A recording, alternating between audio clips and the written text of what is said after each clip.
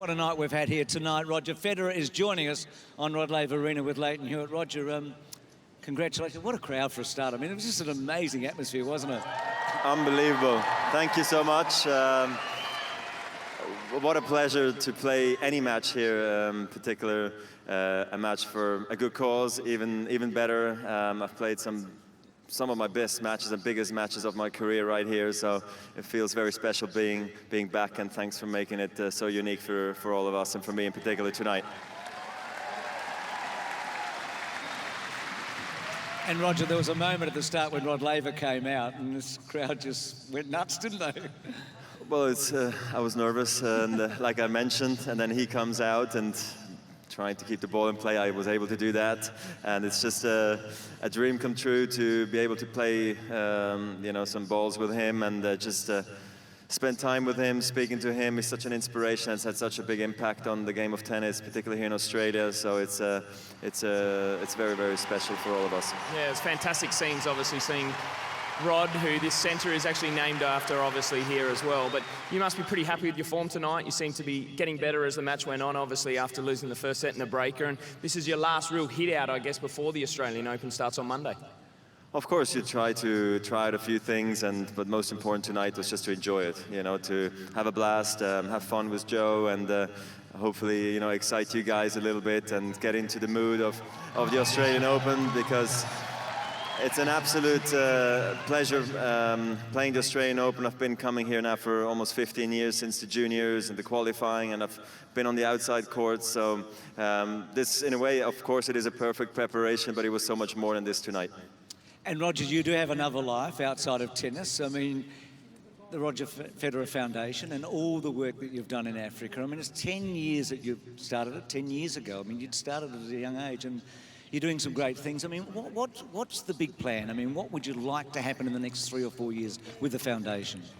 Well, it's something that's very close to my heart, of course. I'm very emotionally attached to it, and for me to reach 10 years already is a great deal, because I'm happy I started so early. I was able to learn a lot in the beginning of my career through being on the big stage, in the big moment, meeting very influential and important people who have taught me great things. My mom has been the big inspiration behind me starting my own foundation at a very young age, and here we reach now 10 years of the foundation. We've reached, I think, the lives of about 86,000 kids so far with quality education, and I really still feel we're at the beginning, and I hope we can achieve great things. We have an ambitious goal to reach 1 million kids by 2018, and an event like this is obviously going to help in a great way.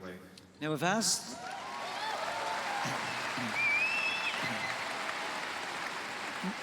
asked the public to ask 3 questions of you tonight, Roger. I hope you don't mind. So Paul, who's visiting from the UK, I hope he hasn't been watching the cricket. No, hopefully not.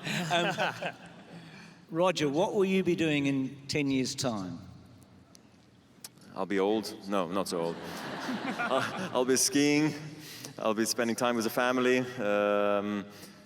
Look, I hope to be involved in tennis in some shape or form, of course. This game has given me everything and more, and I hope I can come back here. I hope I can enjoy this place as well, just as a spectator, because I have doubts I'll still be playing. The second from social media, if you had to, Joanne asks, if you had to choose an actor to play you in a movie, who would you pick?